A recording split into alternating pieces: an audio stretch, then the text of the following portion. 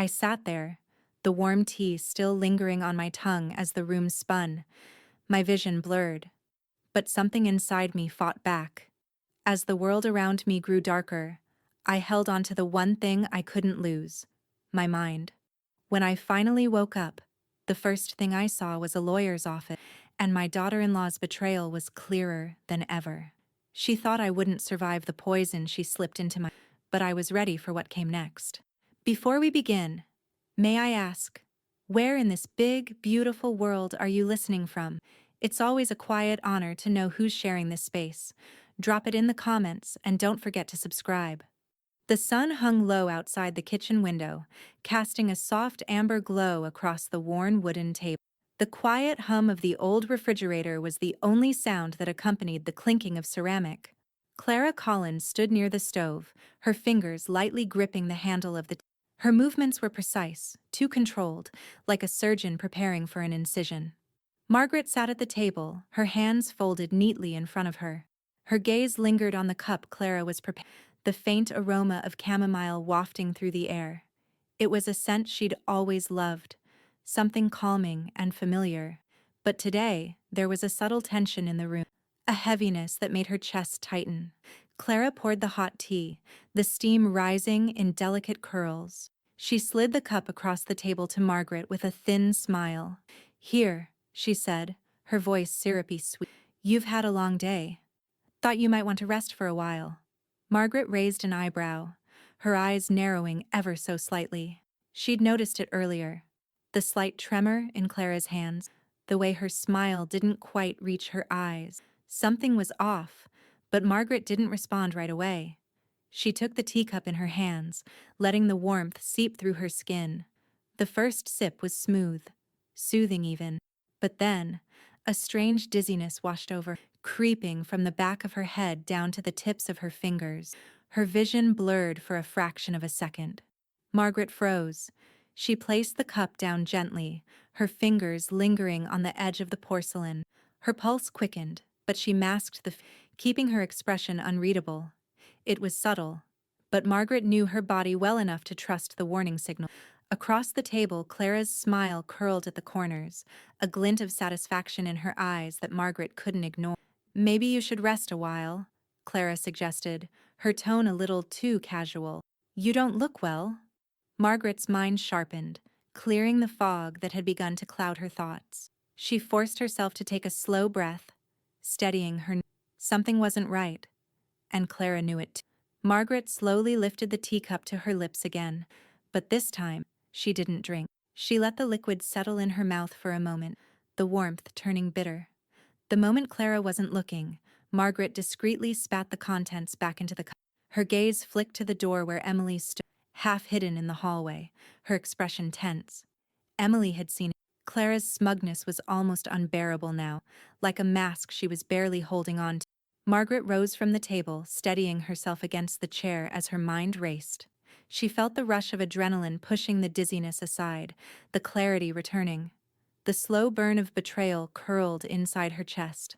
Clara had been too careless, too obvious. "I'm going to sit for a moment," Margaret said, her voice firm despite the cloudiness that still lingered in her. Clara didn't reply. She simply watched as Margaret walked slowly, deliberately, toward the living room. The faintest hint of irritation crossed Clara's, but she masked it quickly, resuming her task with a few quiet movements. Emily, her expression filled with concern, followed Margaret into the other room.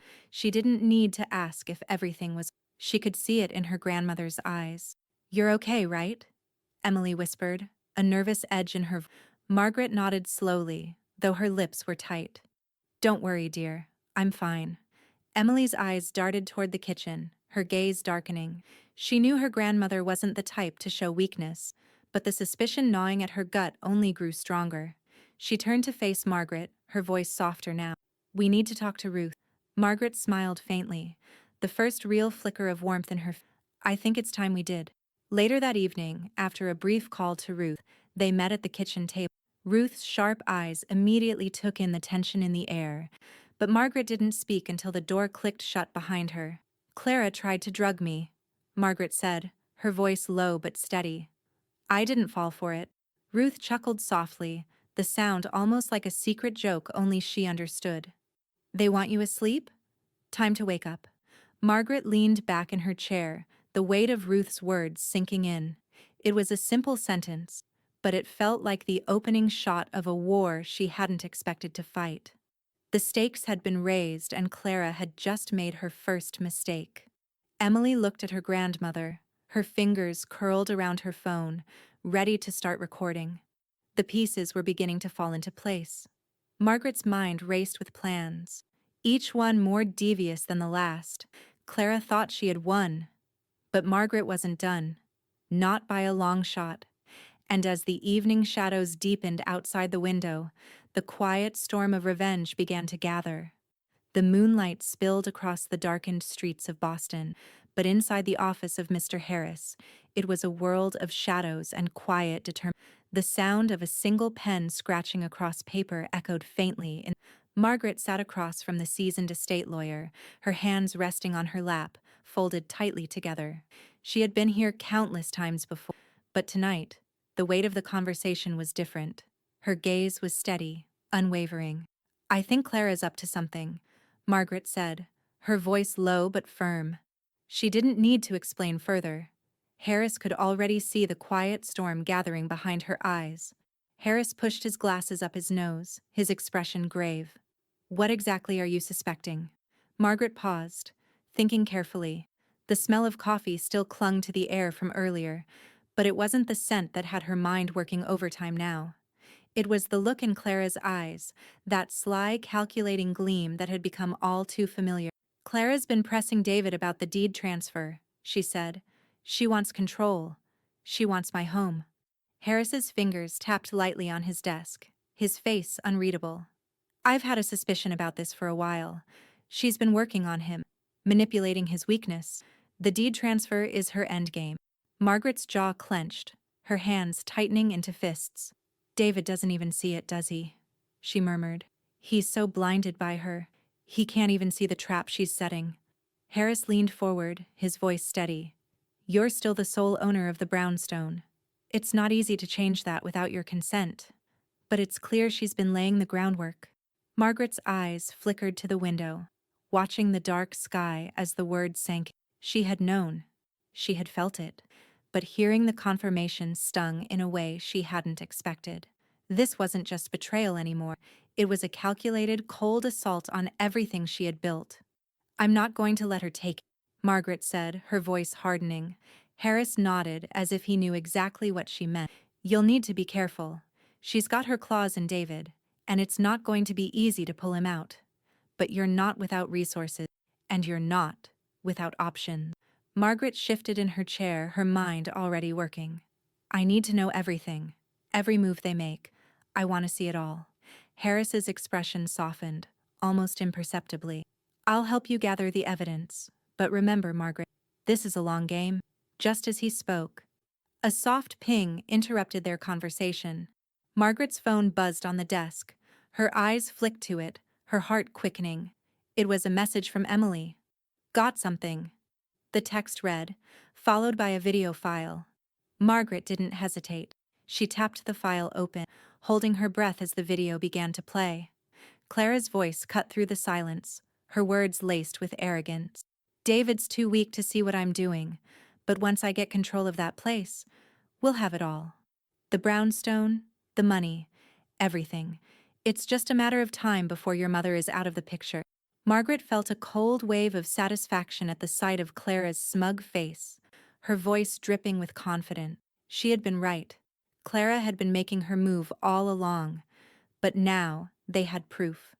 Emily's voice was barely audible in the background of the video, but the message was clear. She had done the right thing. She had captured Clara's confession. Margaret felt a fierce sense of pride for her granddaughter. She looked up at Harris, who had been watching the video over her shoulder. "This is it," Margaret said, her voice cold with resolve. "This is how we bring her down."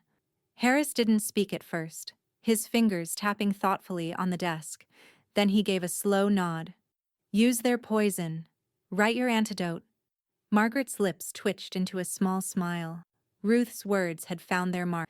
This wasn't just about protecting what was hers anymore, it was about setting a trap of her own. You'll want to update your contingency file, Harris continued, his voice low. Make sure everything's in order. Any changes you want to make? Margaret hesitated. She could feel the weight of the decision pressing on her, but the answer was clear. She wouldn't just defend her position, she would take the fight to Clara, and she would win.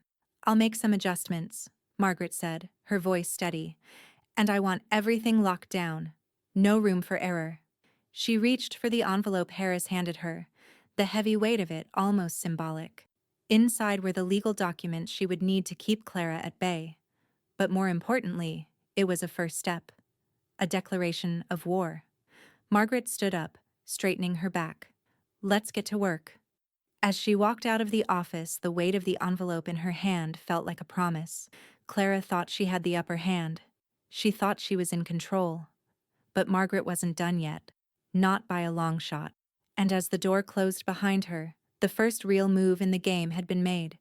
The pieces were in motion now. No turning back. The table was set with an unsettling precision, the white linen cloth a stark contrast to the dark undertones. Margaret sat at the head, her posture rigid but graceful, as she surveyed the spread of food that Clara had insisted on preparing.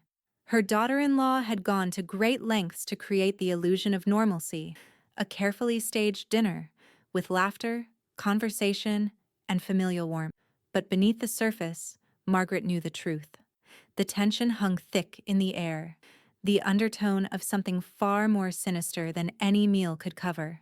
David sat across from her, his face unreadable, his fork barely touching his plate. His silence was a familiar one that Margaret had long come to accept. He had always been the passive observer a man more inclined to let Clara's will dictate their lives than to confront the reality of their crumbling relationship. But tonight, he seemed more distant than usual, more like a man who had already resigned himself to the outcome. Clara was in her element, of course. She performed, as always, with the practiced ease of a woman who knew exactly how to manipulate every word, every glance. Her laughter was too loud, her movements too fluid. The flicker of calculation behind her eyes, however, couldn't be masked. She was the puppet master, pulling strings without anyone noticing the subtle tremors of her control. So, Margaret, Clara began, her voice dripping with I've been thinking. It's probably time for Mom to move out soon. She's been living here for so long, and it's time for her to, well, take the next step, don't you think?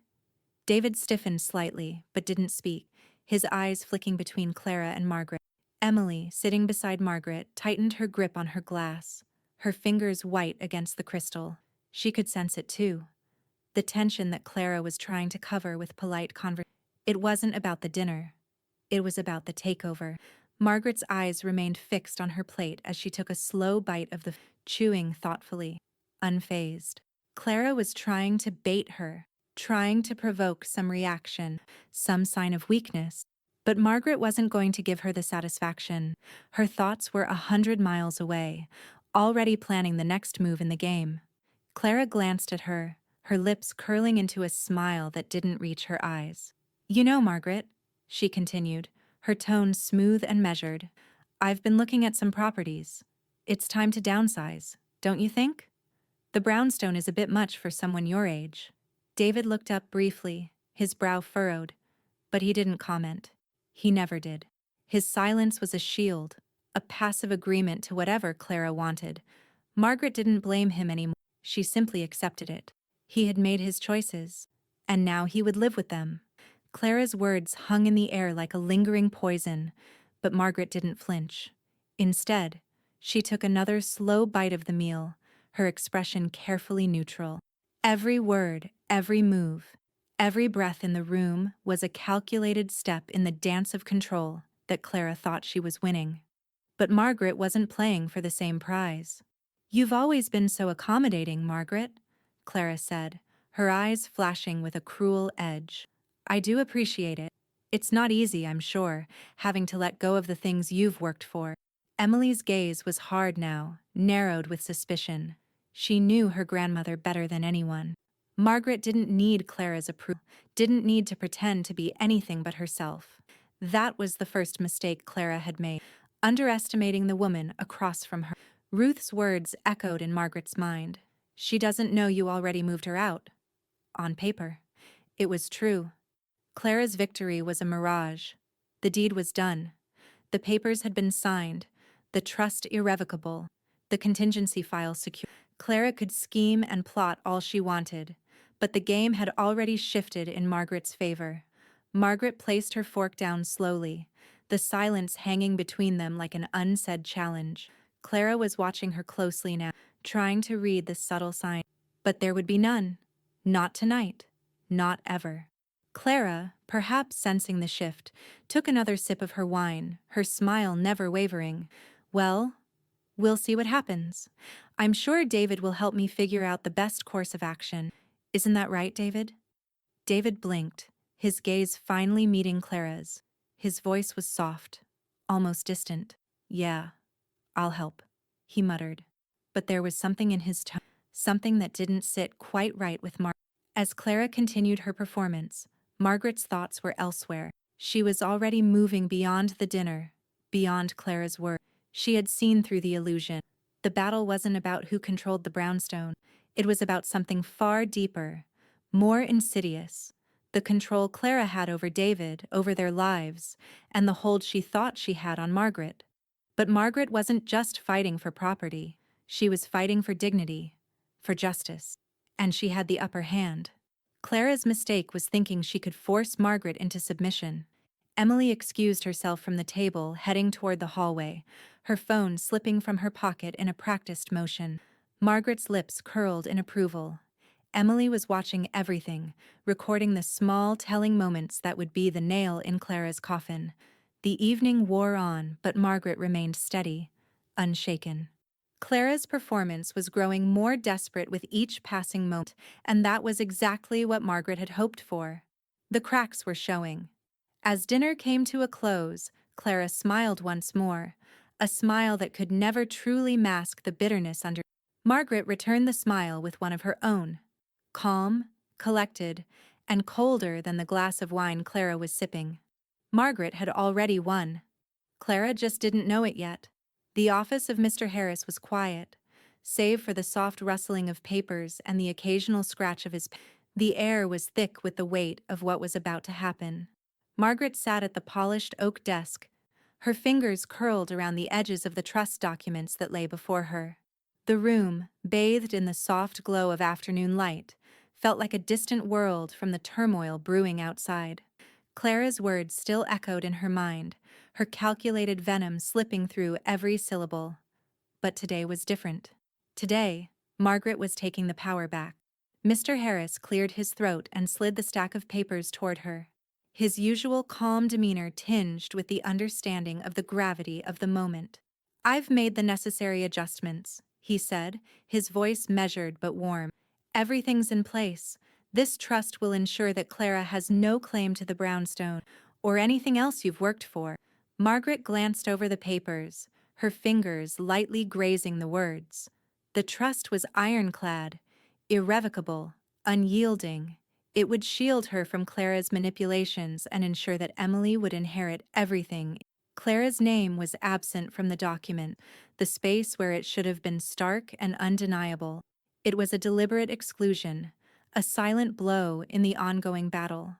"I want Emily named as the secondary heir," Margaret said, her voice unwavering as she met Harris's eyes. "She's the only one who truly understands. She's the only one who cares." Harris nodded, a hint of pride in his eyes. "It's all set. If anything happens, Emily will be the one who steps in, and the estate will be in good hands." Margaret's gaze flicked to the papers again, the reality of what she was doing settling deeper in her chest. This wasn't just about the brownstone. It was about control, about making sure that the legacy she'd built would be protected, that Clara couldn't erase everything Margaret had worked so hard for. Every move had been deliberate. Clara's betrayal, her scheming, and now, Margaret's turn to fight back. With a steady hand, Margaret took the pen that had been waiting for her, poised at the bottom of the document.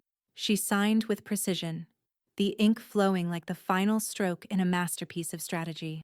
There was no hesitation, no second guessing. This was her moment. She was securing her future and Emily's, while shutting Clara out of everything she thought she was entitled to. As she signed, Ruth's voice rang in her ears. Poison's cheaper than ink, but ink lasts longer. Margaret smiled faintly to her. It was a quiet victory, but a victory nonetheless. Once the papers were signed, Margaret leaned back in her chair, the weight of the decision settling over her. Harris gathered the documents, his movements deliberate and precise. The finality of the action was a relief, but it also signaled the beginning of a new phase in the game. Margaret was no longer the victim. She was the architect of her own destiny. Thank you, Mr. Harris, Margaret said, her voice cool but grateful. You've done your part. Now it's time for the next step. Harris nodded, a small smile on his face.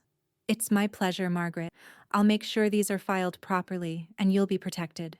As she stood up to leave, Margaret felt the shift in the air. She was no longer just a woman fighting for control of her property. She was a force to be reckoned with, and Clara had no idea what was. Later that day, as Margaret sat back at home, Emily appeared in the doorway with her phone in hand. Her eyes were sharp, a smile tugging at her lips. Clara's posted something, Emily said, sliding her phone across the table. She's bragging about how the inheritance is practically hers now. Margaret took the phone, her fingers brushing against the screen as she saw Clara's latest social media post. The words were a smug declaration. It's only a matter of time. The house, the money, everything will be mine. Just wait. A dark chuckle rose in Margaret's throat. The nerve. Clara truly believed that everything was already in her grasp. But she was wrong. She couldn't have known that the moment Margaret had signed those documents, she had sealed her own fate. Margaret looked up at Emily, her face calm but her eyes filled with a quiet fire. Let her believe what she wants. It's the last victory she'll ever have. Emily nodded, a glint of approval in her eyes. I've got the perfect comeback. Don't worry, Grandma, she's going to regret every word she posted. Margaret set the phone down gently, her fingers lingering on it for just a moment longer than necessary. It was only a matter of time before Clara's smug confidence. Every move she made would now be her undoing. And as the night grew darker, Margaret knew the game was far from over. Clara had made her first mistake, underestimating Margaret's resolve. And now, the final act was beginning. The crisp air of Boston's upscale shopping district bit at Clara's skin as she strode down the sidewalk, her heels clicking sharply on the pavement. She had spent the entire morning flitting from boutique to boutique, the bags piling up in her arms like trophies of a battle she thought she had already won. Designer shoes, glittering jewelry, silk scarves, all of it was her entitlement, her reward for years of devotion to securing the life she had always wanted. Inside the boutique, Clara's smile was the epitome of elegance, the kind of smile that said, I belong here. She sauntered from rack to rack, gathering armfuls of the latest collections, ignoring the she was here to splurge, to live without limits. But the moment she swiped her card, the clerk's polite smile faltered. She hesitated, typing something into the register, her fingers stuttering over. Clara's eyes narrowed and her jaw clenched. Is there a problem?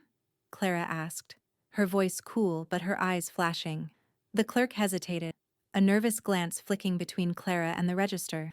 I'm sorry, Miss Coss, but your card has been declined. Clara's heart skipped. There must be some mistake. Try it again, she snapped, her tone sharp. The clerk, visibly uncomfortable, repeated the transaction, and again, it was declined. Clara felt the room tilt, the luxury she was so used to crumbling at her feet. People in the store began to whisper, their eyes flicking to the scene unfolding. Clara's cheeks flushed with heat, and the buzzing in her ears drowned out the murmur of voices. Ma'am, I'm afraid we won't be able to complete the purchase, the clerk said, her voice trembling. Clara's fingers gripped the straps of her bags and she leaned forward, forcing a smile that didn't reach her eyes. Do it again. There's no reason this should be happening. But the clerk shook her head, the silent apology in her eyes. Behind her, David stood frozen, his face a mixture of confusion and embarrassment. He had been trailing behind Clara, attempting to look engaged in the shopping, but now he was caught in the web of her public humiliation. His brow furrowed and he glanced at Clara, unsure of how to react. "Maybe we should go?" he murmured, his voice faltering under the weight of the situation. Clara, now trembling with fury, turned to David, her eyes dark with frustration. "Don't you dare! This is your fault. I shouldn't be dealing with this." Her voice cracked with the force of her anger. David's face turned red, the weight of Clara's words sinking deep. "I didn't—" "Just don't speak," Clara hissed, her voice a low growl as she reached for her phone. "I'll handle this." But as Clara pulled out her phone, hoping to make some frantic call to salvage the situation, a quiet click echoed from the corner of the store. Emily stood there, her phone angled just so, capturing the entire scene. She had been standing near the entrance, a silent observer, but now she was an active participant in the downfall of Clara's carefully curated image. Clara's face twisted as she noticed Emily, the shock morphing into a glare. But it was too late. Emily had already captured the proof of her downfall, the image of the woman who had once flaunted her wealth now reduced to nothing but a public spectacle.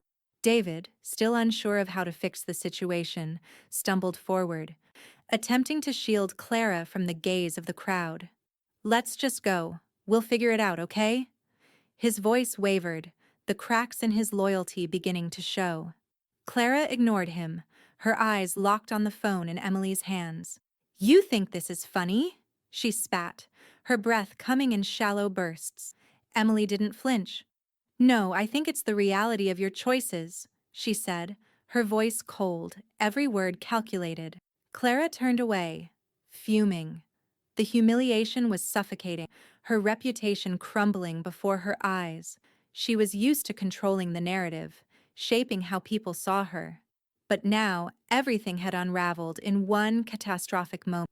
Later that evening, as Clara sat at home, still reeling from the events, David quietly entered the room, his eyes downcast.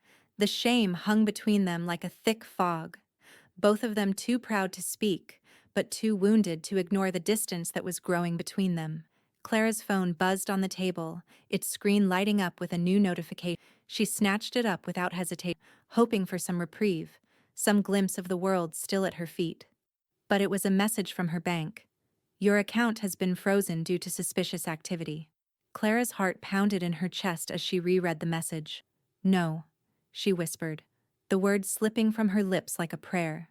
She tapped her fingers against the screen, desperately trying to understand what was happening. Her card, her access to everything she had controlled, was now blocked. Her purchases, her status, everything was slipping through her fingers. Her mind raced, trying to make sense of the situation. She dialed her banker, but the call went straight to voicemail. Then, she remembered something she hadn't wanted to ignore. Her mounting debts, the payments she had deferred, the lies she had told herself about how she could keep it all under control. But she had underestimated Margaret. What she didn't know was that Margaret's move to freeze the estate's assets had already set her on a path of destruction. Clara's gaze flickered to the antique ring Margaret had once treasured, lying carelessly on the counter. Desperation clawed at her chest, and she reached for it, the cold metal sharp against her skin.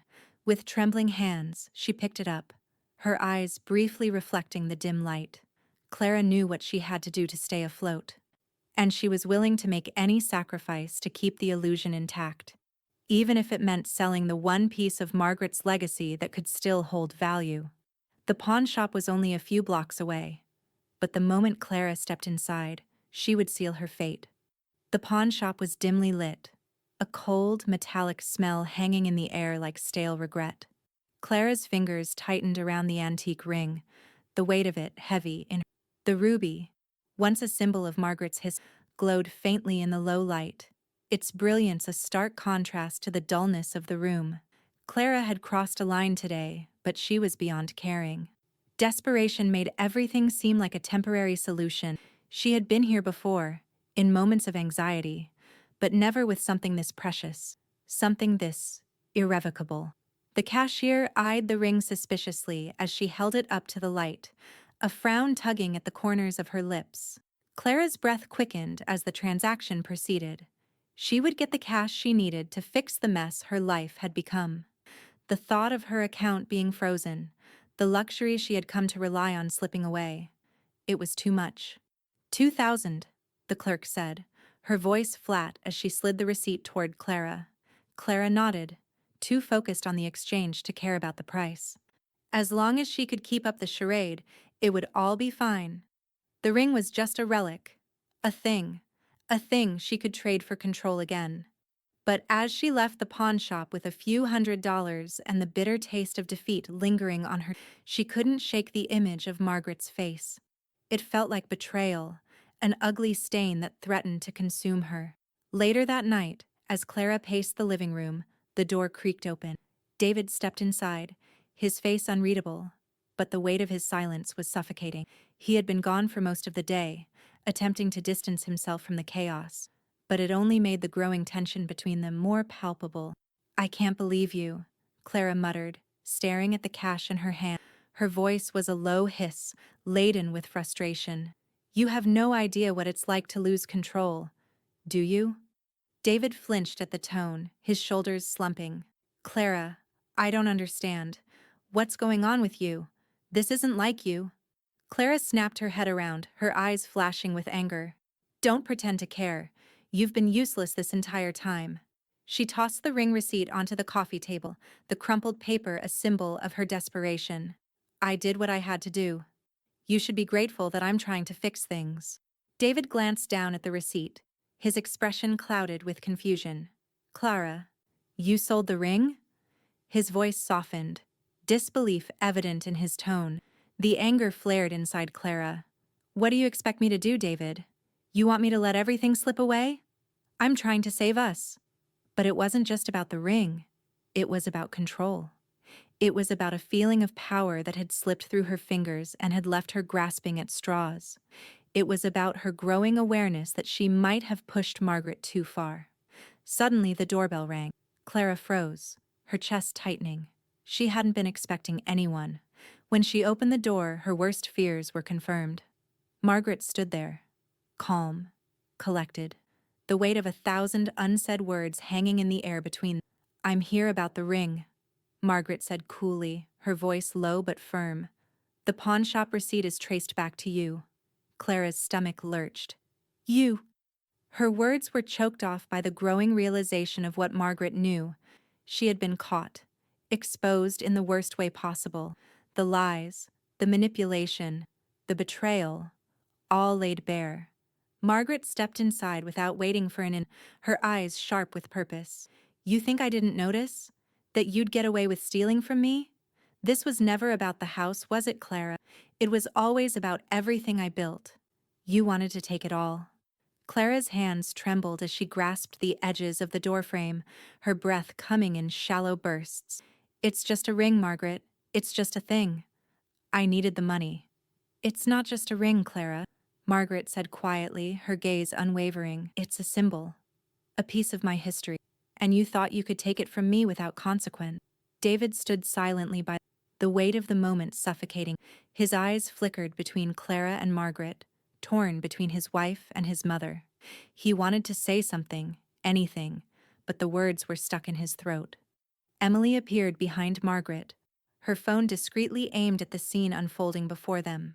Clara shot her a venomous glance, but Emily remained unfazed, her stance firm, her gaze steady. Clara was finally seeing the consequences of her action, the reality of the game she had. "Clara," Emily said coldly, her voice like ice, "you've lost everything, and now you're trying to steal from what's left." Clara's world spun around her, the walls closing in. "You're just like her," she spat at Emily. "A traitor." But the words fell flat. The moment had shifted. Clara could feel it, the loss of control slipping further from her grasp with every passing second. Margaret turned to leave, her voice ringing with finality. "I'll be reporting this to the authorities. You're not getting away with it." With that, she walked out of the house, leaving Clara standing in the cold, the walls of her own making closing in around her. David didn't follow. He stayed in the entryway, silently watching his wife, torn between the two women who had shaped his life. The silence between them was deafening. As Margaret walked down the steps, Ruth's words echoed in her. Diamonds don't hide dirt. And Clara's dirt had finally come to light. The morning light filtered through the curtains, casting long shadows across the hardwood floors of Margaret's study. The phone rang just as she was preparing to leave for the day. The voice on the other end was unfamiliar, professional, and clipped. "Good morning, Mrs. Collins. This is a call from the tax department. We've encountered some irregularities regarding your recent deed transfer. Specifically, the signature doesn't appear to match your previous filings." Margaret's pulse quickened, but she kept her voice steady. "What do you mean by irregularities?" "There seems to be a discrepancy with the signature on the deed transfer form. It's been flagged for possible forgery." The voice paused. "We recommend you look into it as soon as possible." Margaret's hand tightened around the phone, the weight of the words sinking in. Forgery. The word echoed in her mind. It wasn't just a mistake. It was a deliberate act of deception, an attempt to erase her authority over her own life. She didn't waste a second. Margaret immediately dialed Mr. Harris. The line rang twice before he picked up. "Margaret." His voice was calm but concerned. "I assume you've heard?" "I have," Margaret replied, her voice steady. "I need your confirmation, Harris.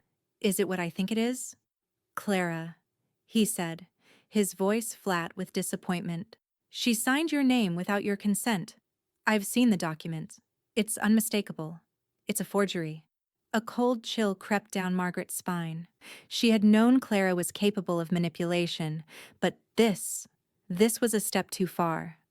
Clara had crossed a line that no amount of money or luxury could erase. It wasn't just about the brownstone anymore. This was about her integrity, her legacy. Margaret leaned back in her chair, a calm but seething anger rising in her chest. "What's the next step?" "I'll help you with the paperwork. File a formal complaint. We'll need to involve the authorities." "It's serious, Margaret." She took a slow breath, steadying herself. This was the final piece of the puzzle. Clara had underestimated her, assuming that Margaret's calm nature meant weakness. She was wrong, and Margaret was about to prove it. Later that afternoon, as the sun dipped low in the sky, Emily entered Margaret's study with a small USB drive in her hand. She slid it across the desk, her expression unreadable. "I've got the recordings," Emily said quietly. Margaret's eyes flicked to the drive, her heart sinking with a mix of relief and resolve. "You've recorded her?" Emily nodded. "She's been bragging to her friends about how she forged the document. I've got it all. Everything. And I made sure to save it." Margaret's lips tightened into a small smile. She had raised Emily well.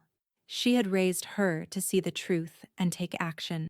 "Good work," Margaret said, taking the USB and plugging it in.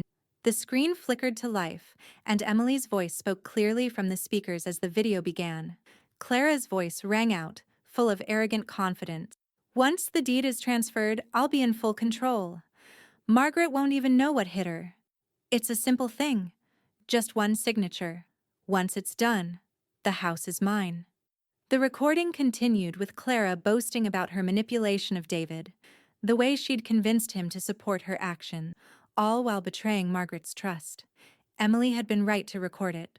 Clara's words, her complete lack of remorse, played on a loop in Margaret's mind. "Send it to Harris," Margaret said, her voice steady. "Let him handle the legal side, and make sure it's all in order for the authorities." "I'll do it right away," Emily replied, her eyes hard with the weight of the task. As Emily left the room, Margaret's thoughts turned cold. Clara had thought she could get away with this, but she was wrong. There was no escape now. The walls were closing in on her. By the time the phone rang again, Margaret was ready. The voice on the other end was familiar. David's, hesitant, filled with doubt. "Mom," David said, his voice barely above a whisper. "I need to talk to you. About everything." Margaret's grip tightened on the armrest of her chair. The silence stretched between them before she spoke, her voice as cold as steel. "We've already talked, David. Your wife is a thief, a liar, and you've let her drag you down with her." There was a pause on the other end. "I didn't know, Mom. I didn't know she was doing any of this." "Didn't know?" Margaret's voice rose, but she quickly steadied it. You chose her over your own mother. You knew what was happening. And now, because of your silence, we've reached this point. David's voice cracked with guilt. I'm sorry. I didn't know how to stop it. You should have tried, Margaret said simply. But it's too late for apologies now. The line went silent, the weight of her words sinking in. Later that evening, as Margaret sat with Ruth in the comfort of her study, Ruth's low chuckle echoed in the quiet room. I knew it would come to this, Ruth said, her voice sharp.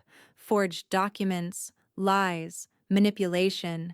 You can't hide that forever. Handwriting reveals character, Margaret replied, the bitter truth settling in her chest. Ruth grinned, her sharp eyes glinting. She thought she could hide behind her schemes. Now we watch her unravel. Margaret took a slow breath, her hand still on the computer mouse. This is the beginning of the end for her.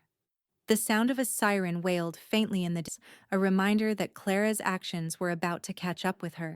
Margaret felt a flicker of satisfaction. Justice was finally coming for the woman who thought she could take everything from her.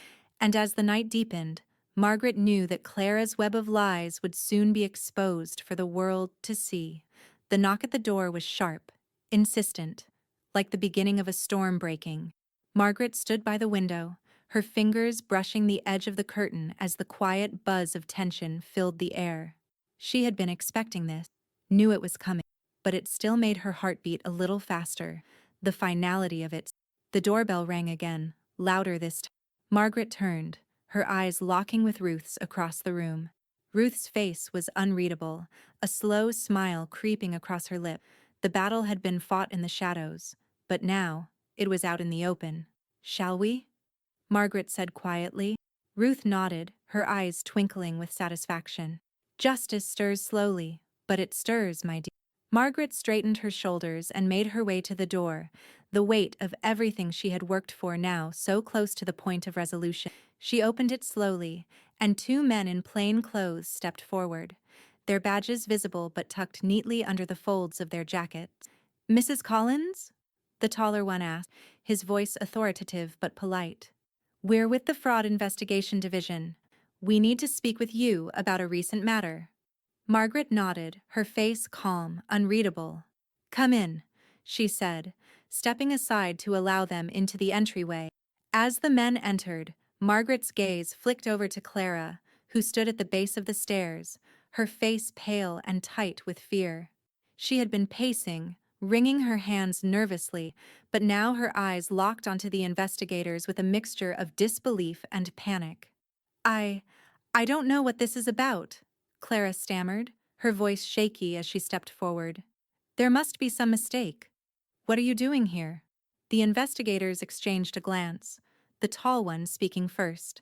We have reason to believe there are fraudulent documents involved in the deed transfer of the Brownstone property, specifically, signatures that don't match the records we've reviewed. Clara's face drained of color. Forgery? What are you talking about? Her voice cracked, her composure shattering as she took a step back. The second investigator, a short-haired woman, pulled out a file from her bag and handed it over to the taller man. We have the evidence, Mrs. Collins. Your signature was forged, and we've traced the transaction back to your involvement. Clara's eyes darted toward David, standing frozen by the door, his face a mix of confusion and horror. David, she cried out, her voice rising. What is this? Tell them this isn't true. David's silence hung thick in the room. His eyes flickered nervously, his face clouded with shame. The weight of the situation had become too much for him. Clara, I didn't know, he murmured, his voice faltering. Clara's eyes widened in You didn't know? Her voice was trembling now, the mask of control she had worn for so long slipping away. You knew. You must have known. Margaret stepped forward then, her voice cool and unflinching. Clara, the truth doesn't sleep. It's been awake for a long time now, and there's no running from it. Clara's face twisted with fury and panic. She took a step toward Margaret, her hands shaking as she pointed a finger. You did this. You pushed me into a corner, and now you're trying to ruin me. The investigators stood motionless, giving Clara space to unravel, letting her self-destruction unfold without interference. But it was clear. Clara's web had finally been unraveled, and she couldn't control it anymore. David stepped forward, his face pale, his hands trembling as he reached out for Clara. "Clara, please. I don't know what to believe anymore," he said softly, his voice thick with guilt. "You lied to me. You lied to all of us." Clara whirled around, her hands raised in a desperate, defensive gesture. "No, you don't understand. You never understood." Her voice broke as the panic overwhelmed her, the facade of control long gone. Margaret stood quietly, watching the scene unfold before her. She had waited for this moment, the moment Clara's world cracked open, the moment the lies and the manipulation became impossible to ignore. And now, the truth was pouring out, layer by layer, too much for even Clara to hold back. Emily, who had been standing in the doorway, stepped forward now, her eyes never leaving Clara. She had seen enough. "It's over, Clara. You've pushed everyone away, and now it's time for you to face the consequences of your action." Clara's eyes were wild with desperation, her breath ragged as she shook her head. "No, no, I can't. I can't lose everything," she whispered, her voice breaking. "I can't." But it was too late. The investigators were already taking their notes, their eyes trained on Clara as they gathered the evidence they needed. Margaret turned to them, her gaze steady, the calm resolve of someone who had known this day would come. "I'll cooperate fully," Margaret said, her voice firm. "Do what you need to do." The investigators nodded, their expressions unreadable. "We'll be in touch, Mrs. Collins. Thank you for your cooperation." As they turned to leave, Clara broke down, her knees giving way beneath her. She collapsed to the floor, sobbing uncontrollably. David stood in shock, his face etched with the deep lines of regret. But he didn't move. He didn't know what to do with the destruction his wife had caused, the life they had built, shattered by her choices. Margaret stood tall, unflinching in the face of Clara's collapse. Her work wasn't done yet, but this was the first step. Justice was coming, and Clara had no choice but to face it. As the door clicked shut behind the investigator, Ruth's voice echoed in Margaret's mind. "Justice stirs slowly, but it stirs." And Clara's world was now stirring, unraveling, piece by piece. The evening sky over Boston had already begun to darken when Clara showed up at the HOA meeting, her posture rigid, her face a mask of feigned composure. She had spent the last few days stewing in her humiliation, her plans falling apart faster than she could pick up the pieces. But tonight, she had a plan. Tonight, she would turn the tide back in her favor. She stepped into the crowded community hall, every head turning in her direction, whispers immediately bubbling up like a rising tide. Clara straightened her spine, ignoring the murmurs and shooting them a tight smile. She had always known how to play the game of perception, how to manipulate the narrative, and she wasn't about to stop now. "Margaret's unfit," Clara declared, her voice cutting through the low hum of conversation as she took center stage. Her eyes swept over the group, narrowing on a few familiar faces. "She's not well, mentally or physically. She's been hiding it for months." The room fell silent. A few of the neighbors exchanged uncomfortable glances, but no one spoke. Clara had been planting seeds of doubt about Margaret for weeks now, pushing the story of a frail, confused woman losing her faculty. It wasn't just about the brownstone anymore. It was about making sure Margaret's reputation crumbled beyond repair. "I've done what I can, but someone needs to intervene," Clara continued, her voice gaining strength. "I'm concerned for her safety, for the safety of this neighborhood." Her eyes swept across the room, landing on a few key figures she knew would bite. People who didn't know Margaret well enough to see through her lies. People who might just believe her. And then, like clockwork, the door swung open, and Margaret entered. The room's energy shifted in an instant, the air thick with anticipation. Margaret was calm, collected, her gaze sweeping across the room with a quiet confidence that made Clara's blood run cold. She wasn't alone, though. By her side stood Mr. Harris, the estate lawyer, a figure of quiet authority that sent a clear message to Clara's voice faltered for a split second as Margaret approached, her steps deliberate and unwavering, but Clara was nothing if not persistent. "Margaret," Clara said, her voice dripping with false sweetness, "you shouldn't be here. You're not well. You're clearly not fit to make decisions for the house, for yourself, or for anyone else." Margaret said nothing at first. She stood there for a moment, the weight of Clara's accusations hanging in the air like smoke. Then, without a word, she turned to Harris, who handed her a set of documents. Margaret's voice was steady, almost serene, as she addressed, "I'm perfectly well, as you can see." She turned to the gathered neighbors, holding up the deed to the brownstone. "This deed, the trust, and my medical records all prove that I am in full control of my faculties." Her gaze landed on Clara, who was now visibly squirming. "If anyone here has doubts, I have the necessary proof." Margaret passed the documents around, and the room became tense as neighbors scanned the papers. The deed, the irrevocable trust, and a letter from her physician all clearly outlined Margaret's mental and physical health, her right to manage her estate, and her clear ability to make decisions without any interference. Clara opened her mouth to protest, but no words came. She had miscalculated.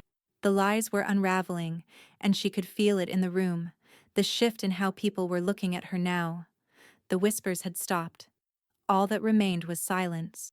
David, standing off to the side, felt his heart pounding in his chest. He had been avoiding this moment for days, caught between the woman he had once loved and the mother who had raised him. But now, as he watched the scene unfold, the truth began to seep into his consciousness. Clara had crossed a line he couldn't ignore. Her manipulation, her lies, and now the public display of her desperation. He couldn't deny it. His mind was spinning. But one thing was clear: the person who had been there for him, who had always been the steady presence in his life, was Margaret. He had let Clara drag him into this mess, and now he was starting to see the destruction it had caused. Ruth, sitting quietly at the back of the room, observed everything with a satisfied smile. She had known how this would play out. Clara had overplayed her hand, and now it was Margaret's turn to reclaim her life. Piece by piece, she lost the jury of gossip. Ruth whispered softly to, a knowing look in her eyes as the neighbors began to murmur amongst themselves, their allegiance shifting like sand beneath Clara. As the room started to turn, the weight of Clara's scheme began to settle in. Margaret turned to Harris, who was already preparing to address the crowd with legal precision. It was over. Clara had no more tricks to play. But just as the meeting seemed to settle into a quiet resignation, Harris looked up, his face grave. He held a new file, one that hadn't been mentioned before. His voice was steady but filled with authority. "I've just uncovered something else," Harris began, locking eyes with Clara. "She's in massive debt. Unreported debts that would make it impossible for her to maintain the lifestyle she's been portraying. She's been hiding it, but it's all here in black and white." Clara's face went ashen. Her breath caught in her throat as the room fell silent once more. The final blow had been delivered. Margaret stood tall, her voice cutting through the stunned quiet. "Clara, it's time you face the truth. Your lies, your manipulation, they're finally catching up with." Clara opened her mouth to argue, but nothing came out. There was no room left for denial, no place for her to hide. Everything had been exposed, and she had no choice but to face the consequence. David stood still, his mind reeling, and for the first time, he wasn't looking at Clara. He was looking at Margaret, seeing her not just as his mother, but as the woman who had finally reclaimed control. And Clara's reign of terror was finally over. The phone calls started early. At first it was just one, then two, then three. By the time Clara's trembling hands fumbled for her phone on the kitchen counter, the relentless ringing had become a symphony of dread. Her heart beat faster with each notification that calls from creditors, collection agencies, and debt management firms. They were all after one thing: the money she owed. Her fingers shook as she answered the next call. "Clara Collins," she said, her voice tight, trying to sound as composed as possible. "Mrs. Collins?" The voice on the other end was brisk and professional. This is a final notice regarding your overdue payment. We need to settle the outstanding balance on your credit account immediately, or further action will. Clara swallowed hard. I'm handling it. I just need some more time. We've given you more time, the voice replied coldly. Unless payment is received by the end of the week, we will proceed with legal action. The line went dead with a cold finality. Clara's stomach twisted. She wasn't handling anything. She hadn't been handling anything for months. Every payment had been a desperate juggling act, each loan masking the other. Every credit card a lifeline she couldn't afford. The ringing didn't stop. Another call came through. And another. They wouldn't stop. She slammed the phone down, her breath coming in shallow bursts. She had been so focused on keeping up appearances, on maintaining the illusion of success, that she hadn't noticed the walls closing in. The debt, the lies, the forgery, it was all crashing down on her now. The brownstone, the jewelry, the lifestyle, all of it had been built on sand. In the meantime, across town, Margaret sat in her study, a slight smile on her face as she looked at the collection of documents in front of her, with the court filings, the legal paperwork, and the records of the fraudulent act. She had secured control of the brownstone, completely immune from Clara's desperate attempts. The assets were safe. The house was hers. Clara's attempts to tear it all down had failed. Margaret wasn't just holding on to property. She was holding on to her dignity, her legacy, her sense of self. It was more than just about the house. It was about reclaiming the life that Clara had tried to steal from her. And with each passing day, Clara's grip on her life was slipping away faster. The following morning, Margaret received an alert on her phone. Emily had posted something online. Margaret opened the app and saw the post, a detailed breakdown of Clara's mounting debt. It was all there for the world to see. Her hidden financial struggles, the unpaid bills, the loans that were no longer just under the surface. The evidence, too carefully collected over the past few weeks, was now in the public. The post went viral in minutes. Clara Collins, the woman who tried to steal a legacy, is now losing everything she built on lies, Emily had written, adding the hashtags that would make sure Clara's name trended for days. Margaret's fingers hovered over her phone, but there was no hesitation in her heart. Emily had done the right thing. The truth was out. Clara's mask was shattered. The post painted Clara's struggles in a light that was impossible to. People had known Clara as the glamorous, wealthy woman of the neighborhood, the one with the perfect house, the perfect life. Now, they were seeing the reality. The house of cards she'd built was crumbling in full view of the world. And the comments flooded in, each one more damning than the last. Neighbors who had once turned a blind eye to her manipulation were now questioning everything they had believed. Those who had supported her, now faced with the full truth, were backing away, one by one. Ruth sat beside Margaret, watching the storm unfold. "Debt always shouts louder," Ruth said with a smirk. "The truth has a way of doing that." Margaret nodded, her eyes scanning the post. There was no more pretending, no more hiding. Clara had thought she could control everything, her wealth, her lies, even the people around her. But in the end, it was her own greed, her own refusal to face reality, that had brought her down. Days passed, and the weight of Clara's actions caught up with her in full force. Her world was collapsing. The calls didn't stop, the threats became real, and the gossip around town intensified. Clara was no longer the woman in control. She was the woman exposed. The mail arrived one afternoon, an official notice of bankruptcy proceedings. It was over. Clara had no way out. Her debts were too large, her lies too numerous. Harris had done the final legwork, gathering the necessary filings, uncovering more than enough evidence to start the bankruptcy process. Clara could only sit in the middle of her now empty living room, the walls closing in. There was no more protection. Her lavish lifestyle had been an illusion, and now it was crashing down piece by piece. Later that evening, Margaret sat with Emily and Ruth, the weight of what had transpired finally sinking in. The phone buzzed again, but this time, it wasn't a debt collector. It was an alert for the latest news about Clara. Her bankruptcy filing had made the headlines. Margaret leaned back in her chair, a sense of quiet satisfaction settling over the long battle, the manipulation, the endless deceit. It was all coming to.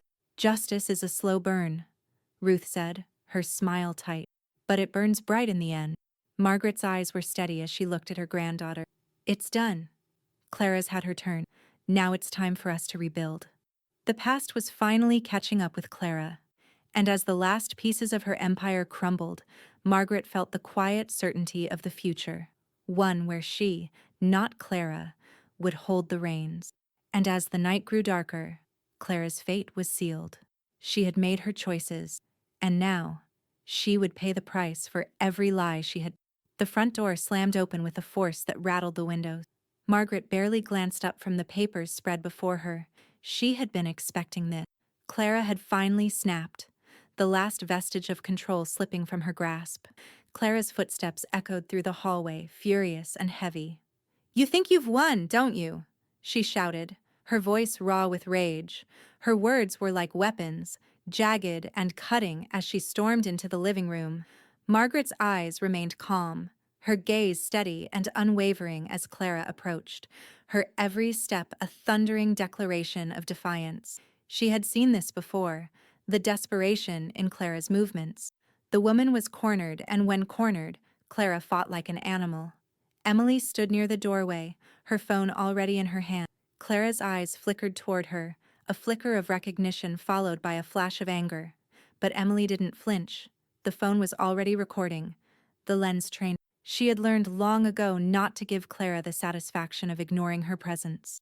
Clara's reign was ending. The evidence had already been gathered. Now it was time for the world to see the final act. "You've taken everything from me." Clara's voice broke, the weight of her words cracking through her controlled facade. Her chest heaved with the effort to stay calm, but it was clear that the facade was crumbling fast. "You've taken my life, my home, my future. Do you think you can just walk away from this?" Margaret didn't move, didn't even blink as Clara came to a halt in front of her. The silence between them was suffocating. Margaret finally spoke, her voice calm but carrying a quiet authority that filled the space. "Clara, you've made your choices. The truth doesn't change because you scream louder. You've lied, manipulated, and stolen, and now you will face the consequences." Clara's hands curled into fists at her sides. "You can't do this. You can't just destroy me like this." Her voice was barely a whisper now, tinged with something darker: desperation, fear, and the realization that she had pushed too far. Margaret stood up slowly, her eyes locking onto Clara's. "I didn't destroy you, Clara. You did this to yourself." Her words were measured, each syllable laced with the finality of what had been years in the. Suddenly, Clara lunged forward, her eyes wide with fury. "You don't get to do this. I'll make sure you regret this." Emily's phone clicked as she captured every word, every movement. The tension in the room thickened, but Margaret remained as still and composed as ever, her calmness a stark contrast to the chaos erupting around her. Clara was breathing heavily now, her chest rising and falling as she took another step forward. Only this time, she was stopped by a sound at the sharp, authoritative ring of the police. Two officers stood in the doorway, their expressions. One of them, a tall man, stepped forward. "Mrs. Collins, we've received a report of a disturbance. Is everything all right?" Clara's face twisted in fury as she whipped around to face the officers, her hands flailing in frustration. "I'm not the problem here. It's her. She's been destroying everything I've built." The officer raised a hand, motioning for Clara to calm down. "Ma'am, we need you to step back and allow us to handle this." Clara's rage exploded as she advanced toward the officer, but before she could reach him, he held up a hand, his voice low but firm. "Clara Collins, we are placing you under arrest for disturbing the peace and making threats. You've been warned multiple times to stay away from Mrs. Collins's property." Clara froze, her breath coming in short gasps as the gravity of the situation began to sink in. The officers moved toward her, but she staggered back, eyes wild, her voice shaking with disbelief. "You can't. I won't let you. But But the officers didn't hesitate. They moved quickly, their hands on her arms, guiding her toward the door. Clara Collins, you are being taken into custody.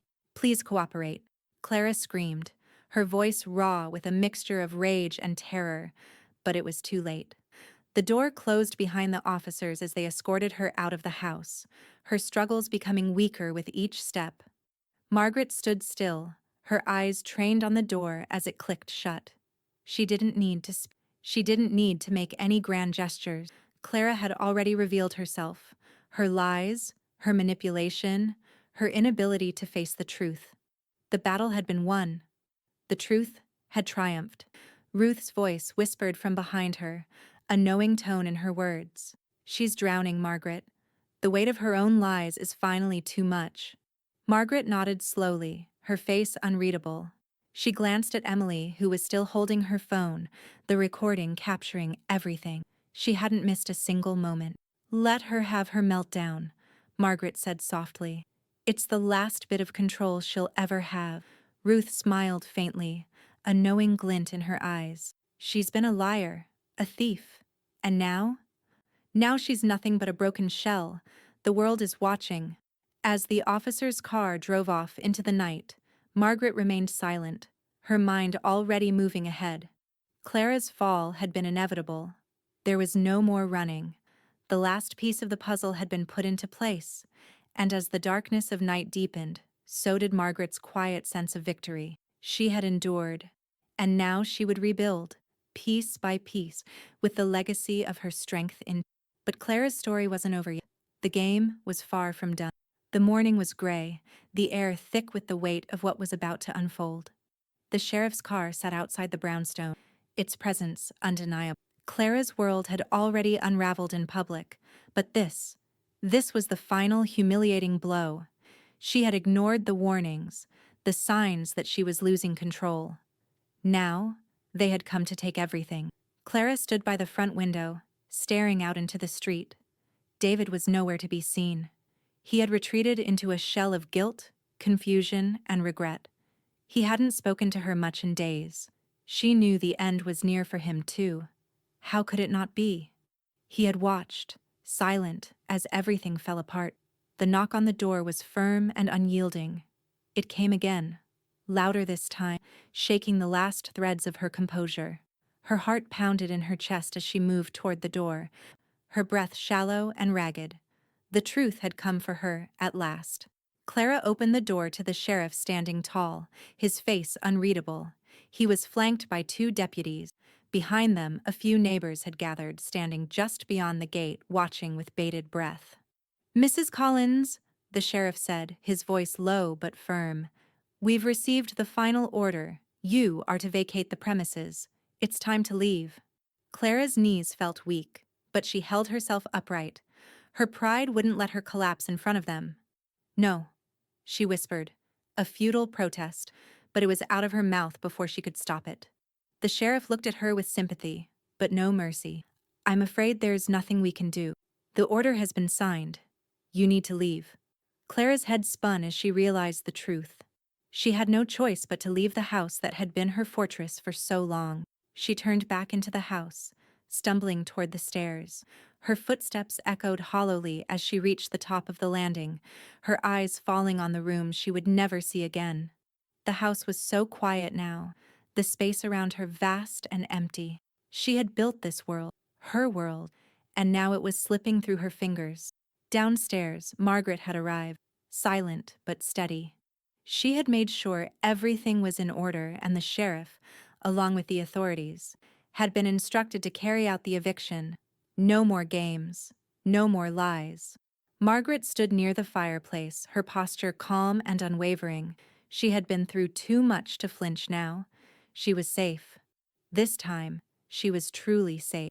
The neighbors gathered outside, whispering to each other, watching the scene unfold. Some of them exchanged looks, their expressions a mix of curiosity, vindication, and, somewhere beneath the gossip, an unsettling sense of schadenfreude. They had all known, on some level, that Clara's empire was built on lies. Now, they could see the truth unraveling before them. "I told you she was too good to be true," one of them muttered to another, the words traveling on the wind. Margaret sipped her tea, her back straight as she looked out the window. The moment was sweet, but not satisfying. She didn't need Clara's misery to feel victorious. She had already won. She didn't need to see Clara crumbling in front of the world. The truth was enough, but she couldn't stop herself from feeling a flicker of satisfaction. It had been a long road to get here. Clara emerged from the house, her eyes bloodshot, her face streaked with the remnants of tears she had tried to hide. She walked down the steps slowly, her gaze lingering on the house that was no longer hers. Her pride had once defined her, but now it was gone. As Clara walked toward the waiting car, her legs unsteady beneath her, she collapsed onto the curb. Sobbing uncontrollably, she clutched at her chest, as if trying to hold herself together. It wasn't the house she had lost, it was everything. The life she had tried to build. The facade of power and control that she had worn like armor, now stripped away. David, who had been lingering in the background, stepped forward hesitantly, his hands trembling as he looked down at her. "Clara," his voice cracked. "What are we going to do now?" Clara barely seemed to hear him. She was too consumed by the weight of her own defeat. All the anger, all the manipulation, all the years of building her life on lies. It had come crashing down in a single moment. She was no longer the woman who had controlled everything. She was just a shell of the person she had once been. Meanwhile, Margaret remained inside the house, watching the scene unfold from the window. She was calm, sipping her tea with quiet finality. Emily, standing beside her, stepped forward and gave Margaret a brief but meaningful hug. "You did it, Grandma," Emily whispered, her voice thick with pride. "You're safe." Margaret smiled softly, placing a hand on Emily's shoulder. "We're safe. We've always been." Ruth, who had been standing silently in the corner, watched the chaos from a distance with a knowing smile. "Basement to balcony," she muttered under her breath, the words more a reflection of the full journey than just a moment of victory. Margaret turned to Ruth, her smile unwavering. "It's done," she said quietly. "The past, all the manipulation, all the suffering. Finally, it was over. The future was hers to reclaim." As Clara sobbed on the sidewalk, the sheriff standing by, and David looked on helplessly, Margaret felt the last thread of her patience snap. Clara's game had ended. Now, the only thing left was the aftermath, and as the sun set over the empty brownstone, the final piece of the puzzle had been put into place. The sun streamed through the windows of Margaret's study, casting warm light across the desk where the final draft of her will sat, waiting. The ink was still fresh, the words carefully chosen, precise. This wasn't just a document. It was a declaration of everything she had fought for, everything she had endured. She leaned back in her chair, her fingers steepled together as she looked out the window. The brownstone stood there, silent and steady, no longer a symbol of loss but of victory. For years it had been a battleground. Now it was hers, fully and completely. No more tricks, no more lies. She had outlasted them all. Her thoughts shifted to Clara, the woman who had tried to strip her of everything, who had hidden behind a mask of charm and manipulation. Clara's fall had been swift, and though Margaret knew the damage had been done, there was still one more thing to do, the final blow. The door opened and Mr. Harris entered, a thick envelope in his hand. He nodded respectfully as he took a seat across from Margaret. "Everything's in order," he said quietly, setting the envelope down. "The will is ready to be notarized." Margaret nodded, her gaze focused but serene. "I want Emily to be the sole heir," she said, her voice steady but filled with purpose. "No one else. Not David. Not Clara. Just Emily." Harris made a note in the file, the weight of her words not lost on him. The bonds of family had been severed, and now Emily would inherit everything Margaret had fought for. Clara's name had been permanently removed, erased with the ink that now filled the page. Margaret's fingers brushed over the paper, the slight tremor in her hand the only indication of the depth of the decision. But there was no regret. There never had been. This was justice. This was the future she had earned. "And I want to add a charitable clause," Margaret continued, her voice quiet but resolute. one that ensures the safety and well-being of the elderly. I don't want any elder in this world to go through what I did. Harris raised an eyebrow but said nothing, simply noting down the change. You've thought of everything, he said finally, a touch of admiration in his. Margaret smiled faintly. It's not about thinking of everything. It's about doing what's right. Ruth, who had been silently watching from the doorway, stepped into the room now, a small smirk playing on her lips. That's justice steeped strong, she said, her voice low but satisfied. You've taken back what's yours, Margaret. Clara will never recover from this. Margaret's eyes met Ruth's, and for the first time in a long while, a sense of calm washed over her. There was nothing left to fight. The past was behind her, the future now something she could shape. Emily would be the one to carry forward everything Margaret had worked for, and that brought her a sense of peace. She looked down at the will one last time, her gaze tracing the bold, deliberate signature at the bottom. She had done what she needed to do. She had given everything to the right person. As Harris rose to get the notarization done, Margaret's phone buzzed on the table. She glanced at the screen, then handed it to Emily, who had been sitting beside her. "Check this," Margaret said, a hint of curiosity in her voice. Emily swiped through the notifications and stopped, her expression shifting from curiosity to surprise. "Grandma, look at this." Margaret leaned forward, her brow furrowing slightly. The post on the screen was from a local charity, one that focused on elderly care. The headline read, "Jewelry Auction for Elderly Protection Program. All proceeds donated by Margaret Collins." Margaret's lips curled into a small, knowing smile. She had already made her first move. "Clara's jewelry," Emily murmured, understanding the gesture immediately. Margaret nodded, her eyes distant for a moment.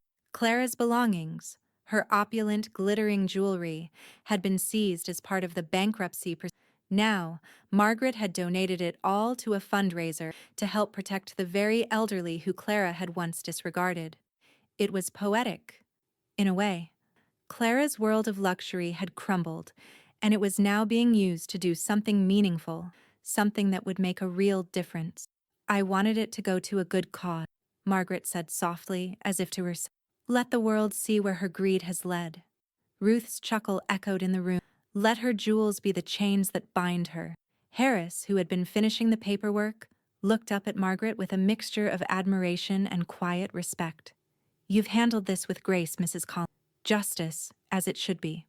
Margaret sat back in her chair, a peaceful smile playing on her lips. The final chapter had been written. Clara's legacy was one of deceit. And now, it would be her downfall. Margaret had taken control, not just of her property, but of her own destiny. As the evening settled in, Margaret felt the weight lift from her shoulders. The storm had passed. Her future, one built on truth and strength, had just begun. But Clara's story? That was still unfolding, and Margaret would be watching every step of it. The auction hall buzzed with anticipation, the air thick with excitement as the jewelry, once belonging to Clara, was now the centerpiece of a new chapter. Each piece shimmered under the spotlight. Diamond necklaces, emerald rings, delicate gold bracelets, all symbols of a life that had crumbled beneath the weight of its own life. The room was filled with bidders, eager to claim the treasures for themselves, but none knew the true significance of what they were about to purchase. As the final bid rang out, the jewelry had raised more than Margaret could have imagined, a sum that far exceeded expectations. The proceeds would go to the newly established Elder Protection Program, a cause that had now become her life's work. Margaret had vowed that no elderly person would ever be subject to the exploitation and cruelty she had endured at Clara's hands. And now, she was turning Clara's legacy into something meaningful, something that would save lives. Clara, of course, would never see a penny. Her bankruptcy filings had ensured that the money from the auction would not reach her. It had been seized, redistributed, and forever tied to a cause that was larger than any of Clara's schemes. The day after the auction, the new Elder Protection Program was officially launched. It would provide legal support, healthcare, and financial aid for the elderly, ensuring that they would never face the same fate that Margaret had almost suffered. The program's website went live, with Margaret's name at the forefront, her story now a beacon of resilience and justice. Emily, standing beside her grandmother at the program's official event, had been named trustee. The mantle had been passed to her, Margaret's legacy now in her capable hands. Emily's voice rang clear as she spoke to the crowd, her words resonating with conviction. She was no longer just Margaret's granddaughter. She was a force of her own, ready to carry the torch forward. The crowd responded with applause, their faces filled with admiration, and Margaret couldn't help but smile proudly. She had raised Emily to be strong, to see the world for what it was, and to take action. Emily's compassion and strength were the true embodiment of the legacy Margaret had fought to protect. As the applause died down, Ruth stood beside Margaret, her eyes glistening with unshed. Ruth was quieter than usual today, her emotions too powerful to hide. "You did it," Ruth whispered, a soft tremor in her voice. "You really did it, Margaret." Margaret's gaze softened and she placed a hand on Ruth's shoulder, giving her a small, knowing smile. "We did it." Ruth nodded, her voice thick with emotion. "I knew it would end this way. Clara thought she could take everything, but she didn't count on you. She didn't count on this." Margaret looked out at the crowd, feeling a deep sense of peace settle over her. The journey had been long, filled with pain and loss, but it had led her here. Her legacy, not of wealth or revenge, but of justice, of protection, and of love for those who needed it most. As the program continued, Margaret was approached by a local reporter eager to tell her story. The news of her victory had spread far beyond the neighborhood, and now Margaret was becoming a symbol of resilience, a testament to the strength of the human spirit when pushed to the brink. "You're an inspiration," the reporter said, holding out a microphone. "How does it feel to know that what you've done is making such a difference in the lives of so many?"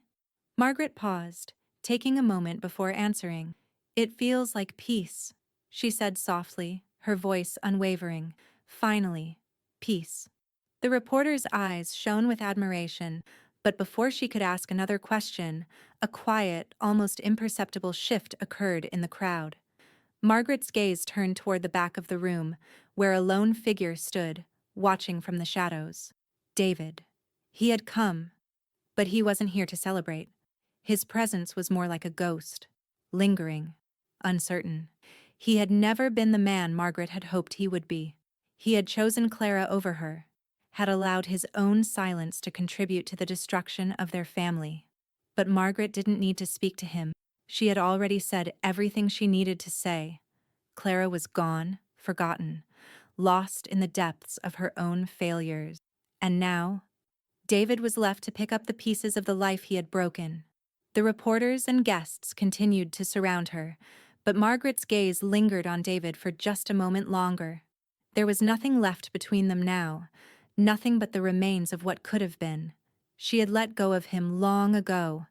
It was time for him to let go of her. As the event wound down, Margaret felt the final pieces of the puzzle click into place. She had outlasted Clara's manipulation, her lies, and her cruelty. The truth had risen, and Clara's empty promises had been reduced to nothing. And now, Margaret's legacy was one of hope, a foundation for future generations of the elderly who would never suffer in silence again. Outside, the sky had darkened, and Margaret stood at the doorway, her eyes tracing the stars. She had come so far, through so much. She had paid the price for her strength. But in the end, it had been worth it. "Clara is forgotten," Ruth said quietly, as if reading Margaret's thoughts. "And you, my dear, are a living legend." Margaret smiled, feeling the weight of those words settle deep within her. The journey was far from over, but this chapter was, and the next one was already beginning. The sky stretched out before them, painted in soft hues of orange and purple as the sun dipped behind the horizon. It was one of those rare, peaceful evenings when the world seemed to pause for a moment. On the balcony of the brownstone, the warm breeze stirred the chimes hanging from the porch. the sound a soft counterpoint to the quiet contentment that filled the air. Margaret sat comfortably in her favorite chair, the one that had once been Clara's prized possession, now reclaimed by Margaret. The cup in her hand, delicate porcelain with a faint floral pattern, felt familiar, a symbol of the calm that had eluded her for so long. She took a sip, savoring the warmth, and looked out across the city, her thoughts far from the events of the past few months. But they were never far behind, not completely. Emily sat beside her, her eyes bright and clear, filled with a quiet pride that matched her grandmother's. She held her own cup, her fingers tracing the rim, lost in the stillness. Beside them, Ruth, ever the silent observer, sat on the opposite side, her legs tucked beneath her, a knowing smile curving on her. She had been through it all with Margaret. Every twist, every turn, every moment of doubt, and every triumph. Now it was just them, and the world had finally slowed down enough for them to breathe. The last of the evening sunlight danced across Emily's face, casting long shadows across the table. Margaret's mind drifted back to the beginning of it all. The lies, the betrayals, the schemes that had seemed so inevitable at the time. How she had almost let Clara win. How she had almost lost herself in the chaos of it. "I never thought it would end like this," Margaret said softly, her voice steady but filled with the depth of I thought, I thought I'd lose everything." Ruth leaned back slightly in her chair, a slight chuckle escaping her lips. "You almost did. But you didn't." Her eyes met Margaret's with a flicker of something older, something wiser. "You've always been stronger than you gave yourself credit for." Margaret smiled, the weight of Ruth's words sinking in. She had been strong, hadn't she? Stronger than she ever realized. The pain of losing her home, her dignity, everything she had built.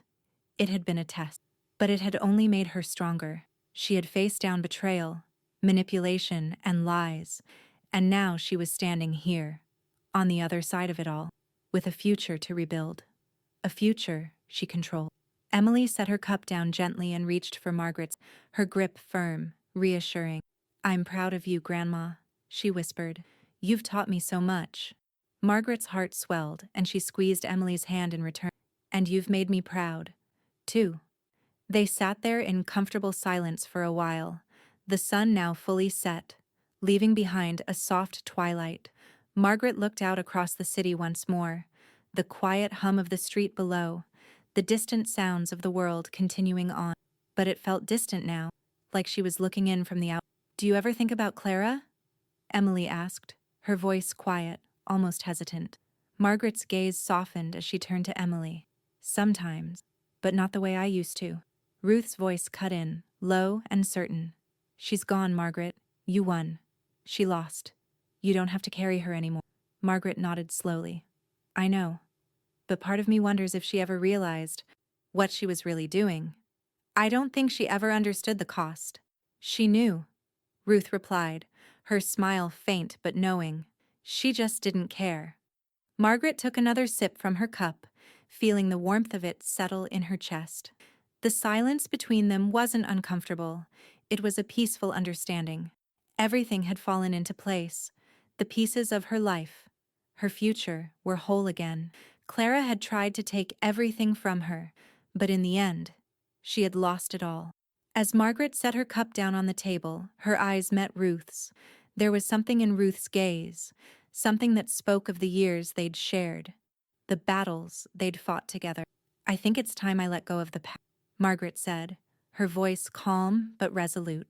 Ruth's smile deepened. "You've already done that." Margaret sat back in her chair, her eyes turning to the horizon, where the last of the sunlight had begun to fade. The world was still, the only movement the gentle swaying of the trees in the distance. She had done it. She had rebuilt everything. She had fought for her truth. And now, the future was her own. Emily reached over, resting her head gently on Margaret's shoulder. The gesture was simple, but it carried everything. Love, loyalty, gratitude. Margaret closed her eyes for a moment, feeling the weight of the last few years lift off her shoulders. And then, as the evening grew quiet, Ruth leaned forward, her voice dropping to a whisper. "This cup's clean, Margaret," she said, with that mischievous spark in her eye that Margaret knew so well. Margaret smiled, her heart light. "It's finally over." The peace that followed was profound, the kind that only came after surviving something that had seemed insurmountable. Margaret sat back, letting the moment wash over her, the quiet serenity of it. Then, just as she was about to speak again, Emily leaned in and kissed her cheek, the gesture full of love and respect. Margaret closed her eyes, feeling the warmth of that simple act. And for the first time in a long while, she allowed herself to believe that everything truly was as it should be. And as she sat there, the stars beginning to twinkle overhead, she remembered the words that had started it all. The words that had led her to this moment. "She put pills in my tea, but I woke up at the lawyer's office." She had woken up. She had risen from the ashes of everything Clara had tried to take. And now, nothing was left but peace. The battle had ended, and Margaret was the one who had won.